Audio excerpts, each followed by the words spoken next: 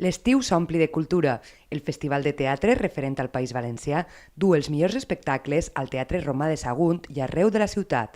Enguany hi ha 15 espectacles de carrer durant tot el mes d'agost i 26 actuacions a l'escena mil·lenària. Adaptacions d'Antígona, Filòctetes, Fedra o Edip aprofundeixen en la vigència dels clàssics des d'una perspectiva actual.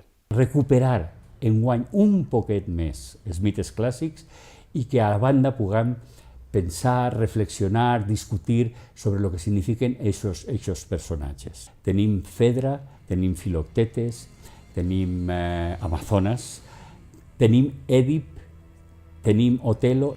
Maldito seas, Otelo, maldito seas entre todos los mortales.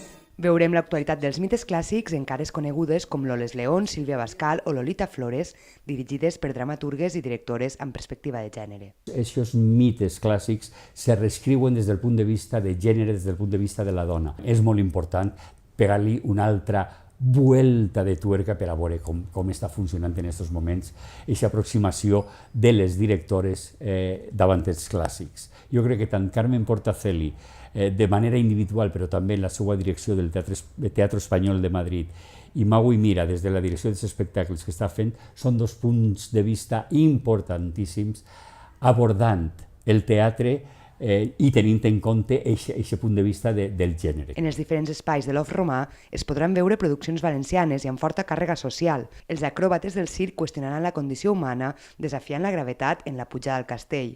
I també hi haurà nits amb molta música.